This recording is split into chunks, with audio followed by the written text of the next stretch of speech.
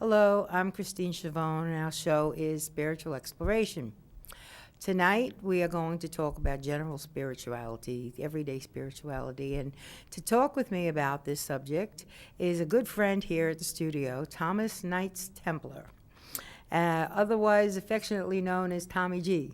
That's true. Thank you. How you doing, Tommy? I'm doing real well. Well, you're doing good. That's good. That's good. Because I know that you have.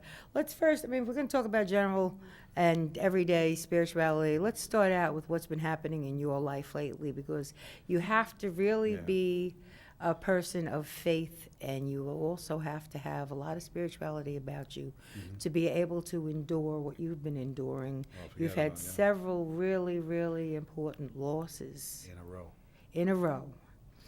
And so first started with your brother. In March 5th. March 5th. March 5th he died. 2013. It was not unexpected. He had lung cancer, and he had a tumor of Agent Orange from Vietnam. Yeah. That he carried with him, and the tumor metastasized to his brain, and that's it. The last words he said to me was, "I love you, bro," and then but at least you have that wonderful memory. Well, I have that memory. My brother was instrumental in my life. He taught me a lot of things. He was harebrained. Is he older than you? He was 64 when he died. Ah. And shortly after that, as a matter of fact, a week after that, I was preparing to go to Florida because down there the cremate takes 7 to 10 days to do it. So I was setting up travel time, and I happened to be in Brooklyn, and I was waiting for a friend of mine to come home. She told me that she wouldn't be home for another hour. So I went to get a sandwich.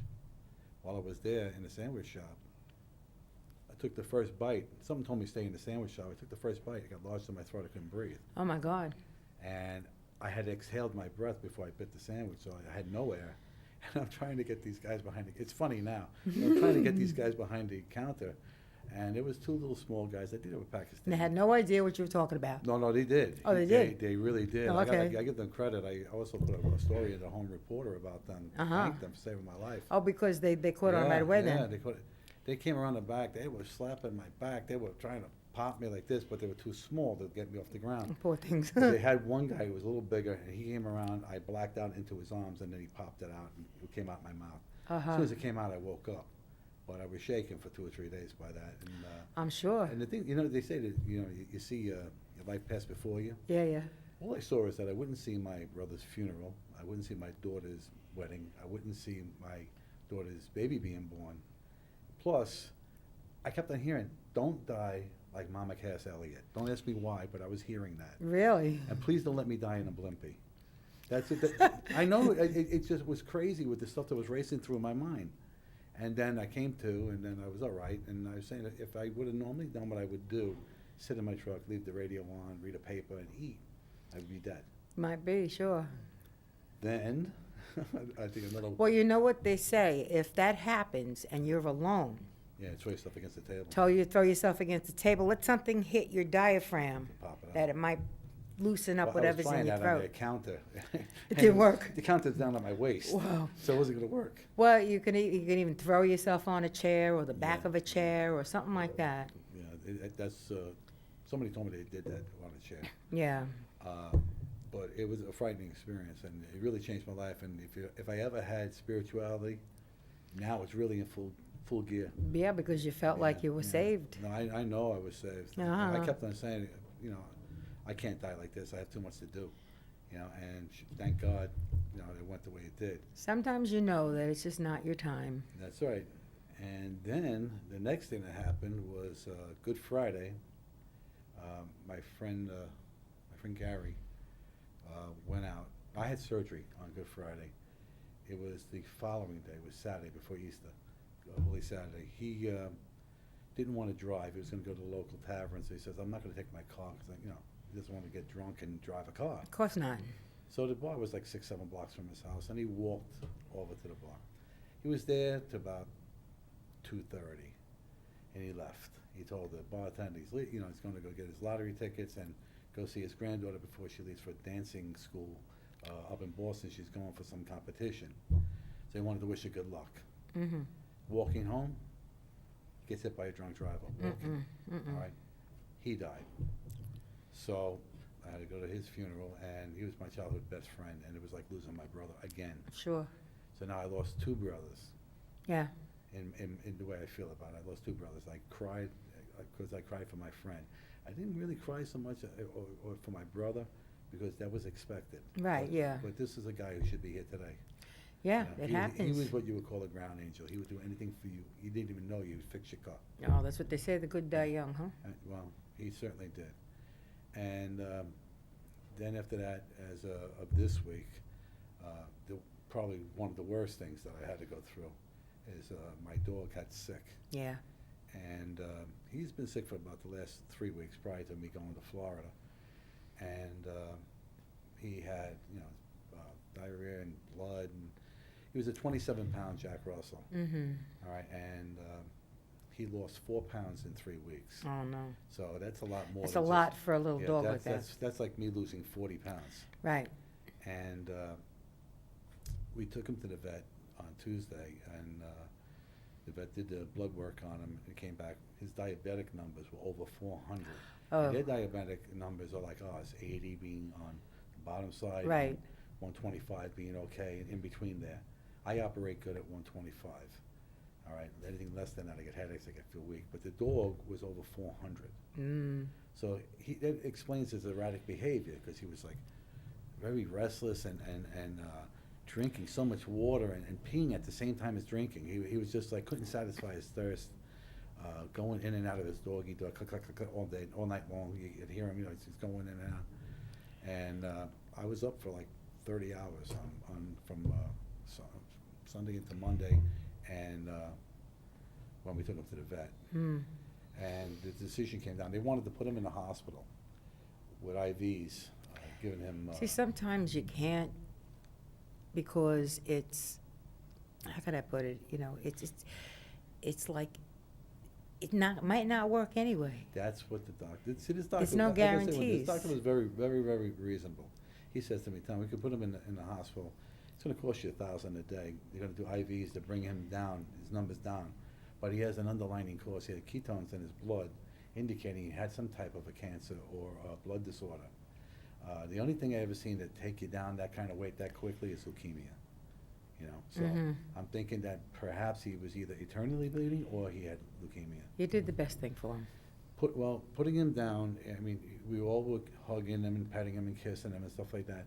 And I was talking to him, and I called on Michael the Archangel to take him to God. All right, and I called you prior to the whole procedure. To give him, send him Reiki. Yes, I Send him sent it. Reiki. I was sending it for the next hour or so. I was sending the Reiki out. He went so peacefully. That's what that was the He intention. went so peacefully. Good. And I got to get my composure, because every time I think of that dog. Oh, it's hard. It's hard. I mean, a pet, an animal becomes a member of your family. For me, when I'm out of the house, I'm okay. It's when I'm coming back, because he would sit right. He knew the sound of my truck. He knew the sound of everybody's car. Mm-hmm. He'd sit at He knew that just door. who was coming. He would just sit in the door with that face, and he'd be barking and scratching. He'd get all happy that I'm coming home, and nobody else did that. Just him. So now I lost two brothers and my furry son. Yeah. So it was the hardest And thing I had that's to very rough to endure all in the space of only a couple of months? The loss, you're starting with your brother March 5th? It's only like 40 days. 40 days, wow. 40 days. I mean, Wow. 40 days, he went into the desert, Jesus. Yeah, that's right. So this was 40 days of, I'd never seen anything like this.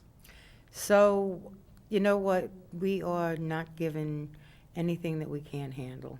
No. God always allows things to happen when we can handle them. I really believe he tested my faith, because, losing my brother was inevitable. We knew that was happening.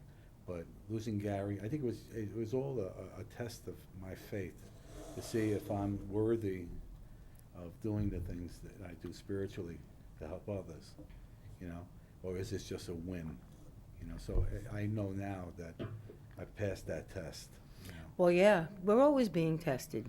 Oh, that was some test. We're always being tested to see God knows what we're going to do in every circumstance, but I think that we're tested because we have to know what we're going to do. Oh, yeah.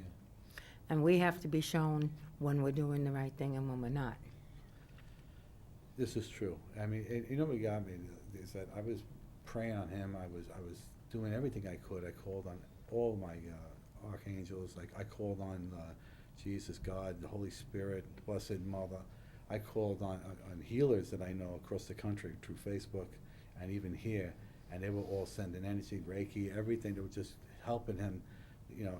But it was not to be, because what he was receiving was keeping him alive, I believe. I think he would have just passed at home. It was keeping him alive, and then when I got him over to the animal hospital, he was still alert and everything, because there was they have other dogs in there and people, and he wanted to go play. And here's a dog that's dying, and here he is looking to go play. And my daughter's looking at me, and I'll never in my whole life ever forget the look on my daughter's face. You know what I mean? My son, I bought Jack for him. He had an injury playing football at Monsignor Farrell, had a serious concussion. Wow. He was bleeding from the ear. Eeh. So he knew what he wanted to say, but he couldn't say it. It would come out all jumbled. So I went over and I went to the pet store and I bought him. I knew the dog right away. The minute I seen him, I knew he was the one. Brought him home, put that dog in his arms, and the kid came out of it. Really? Came out of the stupor. Sometimes that happens. So that dog was a godsend for him. Mm-hmm. And my son took it very, very bad, because it was his dog. Sure. Even though he You wanted, took care of him. And it was just like a terrible time. It is never easy to lose anything or anybody that's close to you, and losing a pet is no different. No. It can no. be just as difficult, and you can grieve just as hard as you would for a human being. That's what happened. I have my good times, my good moments, and my bad. Well, as I said to you this afternoon on the phone, it'll get better. You know that. It always gets better. Time heals all wounds. I do. I have, like I said, a lot of people sending me energy and love and peace, and I've also been calling on the archangels to help me. Right. To deal with this, because I know he's here with me in spirit. He validates himself. Of course, yeah. You know, he validated himself the other day. I go through the motions, like I say, come on, Jack, we're going out in the truck, we're going for a ride. He got in the truck with me. I know he was in the truck. I could feel his presence, and we were driving. And I said to him, the one thing I regret is not being able to see you physically. I mean, if I could just see you in your spirit form, I would be healed. I would be better. Right? And all of a sudden, I corner of my eye, I saw something, two people walking, but they had a car obstructing the view.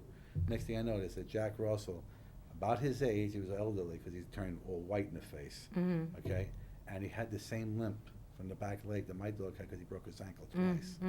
And he validated himself by showing me that dog. Right. He could have shown me any other dog, but he showed me that one. Right. You know? He'll let you know. And not only that, time to time, he pops in and out of the doggy door and the side door of the house. He had clack. I'll bet you sometimes you'd even hear that. I heard him bark today. I stopped in the gas station on the way here. I turned my back to walk into the gas station to go, order the gas, and I heard a bark. And I turned around and looked at my truck. It was his bark. And he, I didn't see him. And I looked at the other cars over there. There's no dogs, no buildings around there. So where did they come from? Sometimes spirit, human or animal, is able to utter something that you can Manifest hear. sounds and things like that. Yeah, they do. They do. Yeah, I've been learning myself how the things that they can do. Yeah. That you never thought they could before. I know.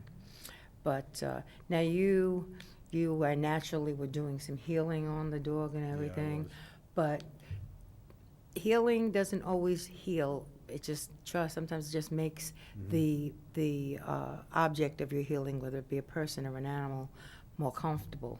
That's probably the case there, because he was, when I first brought him in 3 weeks ago, or 4 weeks ago now, with the diarrhea issue, I was working on him, and I was changing his diet so I could dry up his stool, and then he got better. And I took him to the doctor, and the doctor checked his thing for parasites, his stool, and there was none. He was fine. And he expressed his scent glands. They were impacted, so he expressed the scent glands on the dog. And he seemed to be fine. Yeah. He wasn't 100% fine, because his sugar was, who knew? Yeah. Never did blood work on him. So you didn't know he was diabetic before? No, I didn't know that at all. Oh, that's too bad. Because the dog had good weight. He's 27 pounds. His stature is about that high. Right. So he's not a little dog. Right. But Well, you know what? You're gonna miss him probably for the rest of your life, and Oh, yeah. someday you will see him at what they call the Rainbow Bridge. You know about the Rainbow Yeah, Bridge? the company that cremates sent us a sympathy card with the Rainbow Bridge in it. Uh-huh, yeah. And, And that's yeah. where your pets meet you after Yeah. you go. They meet you at the Rainbow Bridge. No, that's what I'm saying. I told my wife, and I told my kids, I said, anything happens to me when we get his ashes back, I said, I don't care how you do it, you get him in the casket with me. Oh, sure, I just gotta place him in there, that's I said, I all. don't care how you do it, just put him in. I knew somebody who took the ashes of their beloved pet Yeah, with them when they were buried. Yeah.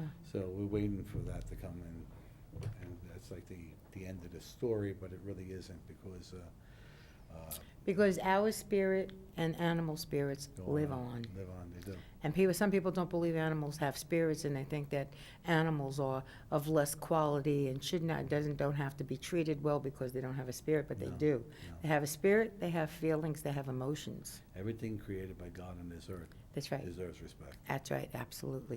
And And- anybody who doesn't give it, well, God will get you. Well, sooner or later, they get you one way or another. Absolutely. You know, you think that you've gotten over, and sooner or later, it's gonna come Oh, back it to catches you. up to you, comes and bites you in the rear end. That's what it does. That's right. It That's does. exactly what it does. In the meantime, we were talking about healing, Mhm. and it works on people too with making them more comfortable if they are Sick. Sick and- Especially and- terminally ill. right. And on a day-to-day basis, I put out a lot of Reiki. I send it out to, well, whenever I see a, You did my back and my shoulder. that's right, and, I do it whenever somebody needs it, and I also do it when I'm not asked, when there is a situation and like a fire engine goes by and they're in a hurry, so I send Reiki to go with the fire engine, This way it's not as bad. so to help the situation and to bring it to whoever would Mhm. want it there, Right, and stuff like that. On a daily basis, I guess, if you're a spiritual person, you try to do some good stuff for people and animals. I believe you should do a good deed every day. Yes, Every single day, you should help somebody for no other reason but for the sake of doing it. that's 'Cause right. it comes back at you. If you do good for people that you don't even know, Yeah, okay, God does good for you. that's right. That's right. And especially when we really do it because it's out of the goodness of our hearts, and also we know that God will give us points too, That's right. you know? That's right. And he'll reward you, for having, you're doing the work that he would want you to do anyway. He wants you to love, one another as you love yourself. That's right. So if you can't do something for somebody, you know what I mean? I mean, there's a lot of things, like sometimes I know people get really hopped up on, they have a fight with somebody and they harbor ill will, and then they get sick. Mm, And you work on them, but they will not release the ill will that they feel towards this one person, and the healing won't work, yeah. because they're not pure of heart, because they're harboring hatred for someone. Sometimes it takes a little more time to straighten things out in yourself about something somebody else might be doing, and on other people, 1, 2, 3, it's like, oh, I forget about it, Yeah, yeah. They write you off. Yeah, But see, what I'm saying is like, when you have these people that hold these grudges, they get filled with like, I don't know, it's a negative energy. Yeah. It's a negative energy. And that negative energy will contradict anything you try to do for them until they release it. mm-hmm, You're trying to heal them, they have a heart problem, a kidney problem, you get so far and then it doesn't, why am I not getting well? It happened to Claudia. Why am I not getting well? All right, you're not getting well because you're harboring this ill will against somebody, and I really believe that does block the energy. yeah, I'm sure it does. Sometimes it can't be helped, though, it depends on the person and what's going on, but you have to try not to think about what's going on and try to just live your life the best you can and That's what I try do to the do. most good as you can and just keep going. I try to help, every day I meet people or I get calls. I usually get calls lately to heal animals, and how ironic I couldn't heal my own, but there was a Wasn't mission. meant. There was a mission for That- him. Yeah, There was a mission for him. It was, not only was a mission for him, but it was a test for me. yeah, Okay? I can tell you right now, this kind of love that you have with an animal is unconditional. that dog, no matter how much of some of these people that take care of dogs that are terrible to these dogs, and crate them all day long, or weeks at a time, and abandon them, and take them on the highway and let a dog loose. I mean, I've seen this stuff, and You do something like that, like I said, God will get you, because those are his creatures. He put them here for us to take care of, not for us That's to right. abandon or abuse. that's right. And that's all part of spirituality also, is how you treat animals. How you treat animals. You can't say you're a spiritual person and say you don't care about animals, No. because that's all part of it. I mean, I'm driving down the block, I see squirrels in the street, I stop. Oh, me too. Me too. As a matter of fact, I'm always throwing white light around to To keep them away from the to street. keep them away from the street, to keep them safe and protected. I'm telling you, it's amazing, you know, sometimes I put peanuts out in the morning too but I Yeah, make for sure the they're in the squirrels. backyard, so they have no reason to go anywhere near the street, yeah, you know? and they go and they eat it, and then you're doing, you know, you're feeding them. Yeah, by and large around me though, I don't see that many, thank God. Probably because I'm feeding them and they don't have to go searching. No, they have the supermarket in the Yeah, backyard. the They go backyard take what they super- want. And, Smorgasbord is more like it. you got the Italian bread today, you know, but, yeah, I truly feel that if you can't love an animal, there's no way you can do anything else. You know, how can you say that you don't love an animal? I know, it's the truth, especially that they're so kind and good, and they're good company, and they're there when you need them. They're the only, especially dogs, they don't turn on you. They don't talk about you behind your back. You can always rely on They're them. always there for the affection. They're always giving it back. You know, you share food with an animal, especially a dog. You got a friend for life. That's what I'm saying. I can't eat in my house because when I sit down to have dinner. You always shared it Right. with the dog. He used to sit right here. He had his food. He would come here. He wanted to eat with me. Oh, sure, and he wanted Then to he'd eat what come you were around. eating. He would come around. If my daughter wasn't sitting here, he'd come around and jump on a chair and sit there. My son taught him a wonderful thing. You can stay at the table, but you can't put your paws on the table. Oh, yeah. So he'd sit there like this. He'd go. He'd be looking like this with the little Looking to face. see what you got. And he was such a really good-looking dog, and he was doing this every time I used to walk this. People would say he's the quintessential Jack Russell. How long was he with you? 11 years, June it would have been. Oh, so then, He so was then just he, shy of his 11th birthday. really, yeah, You know, that's and I a was shame. planning his 11th birthday. Oh, You know, so oh, you know, it would have been something else. I wanted him to meet my new grandson when he's born in August. I am And- sure he's oh, already met He's him. already met him now. I know he has. Now he is, yes. You know, so but I was kind of hoping that we'd have a couple of years with them together and see Yeah, how it would that have been goes, nice, but, You know.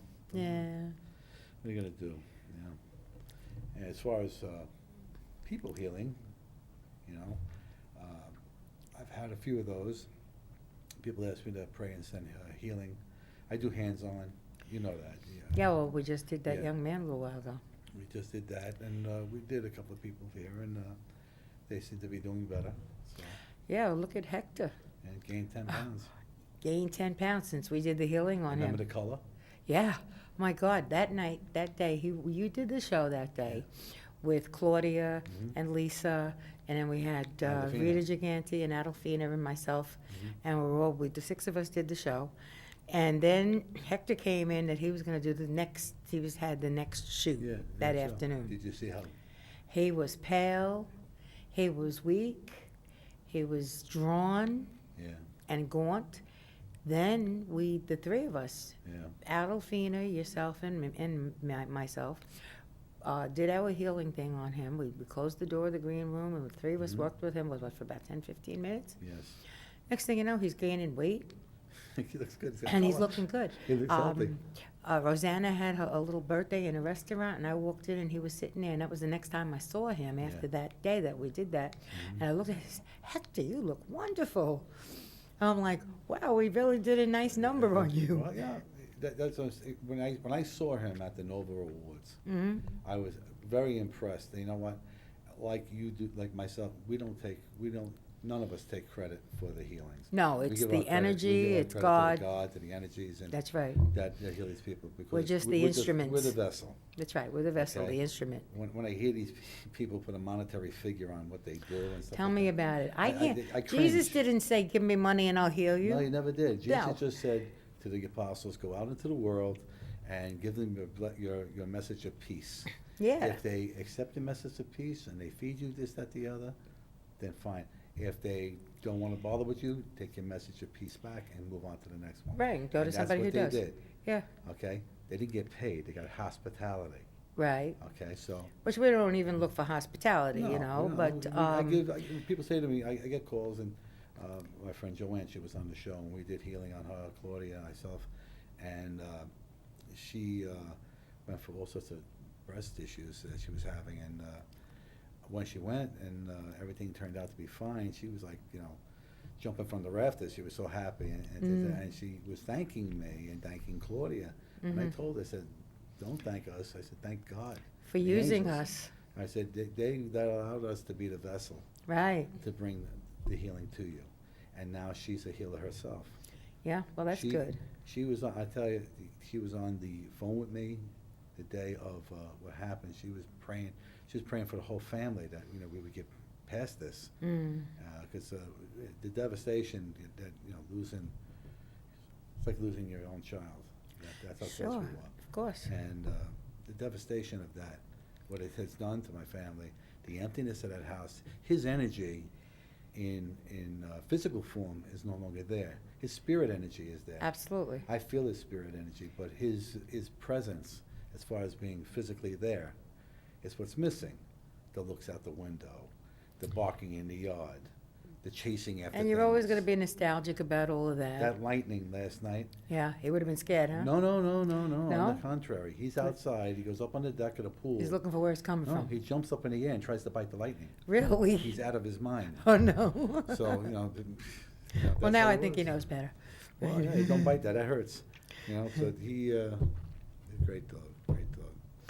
Well, he's going to be very missed, I'm sure, but you have to, and time heals all wounds, you'll move on, and down the I know road. I will, Well, you know what you could do? You can call up when you're ready, Mhm. you call up the American Kennel Club. Yeah. They have a library, and in that library, they have listings of all the rescues. If you're interested in a certain breed, like you Mm-hmm. Yeah, you I like the wanna Jack know Russell, yeah. you call up the American Kennel Club Association, and they have a library, Yeah. and you ask them for the telephone numbers of whatever breed. Every breed has a rescue group. yeah, They're yeah. all over the country. And you ask for the telephone number of that breed, and you call them up. Do you have a Jack Russell that, blah, blah, Yeah, blah, and all yeah. that, and they hook you A up. friend of mine gotten a rat terrier, which is very similar to a Jack Russell, just a little thinner. And he got that, and he got a rescued a pit bull, a female. Mm-hmm. And you got to see the two of these dogs, the way they get together and Aw. the way they act. And another friend of mine, Melissa, she just got a dog that's part pit. She thinks he's some kind of a retriever thing, but he looks, the eyes and the snout to me look like the snout of an Irish setter. But I can't be sure. Yeah, but you know what? There's a lot of Yeah, mixes. a lot of mixes, but they live long, mixed breeds. Oh, yeah, they're the best. They live long. Yeah, mongrel dogs are they're healthier. They got the best traits of all the animals that are combined into what they are, and they're healthier because they don't have all the things going on with the pedigrees, because don't forget, there's a lot of unscrupulous breeders, That and they crossbreed interbreed and they brothers and crossbreed, sisters. brothers, sisters, mother, son, I etc. know. Okay, and that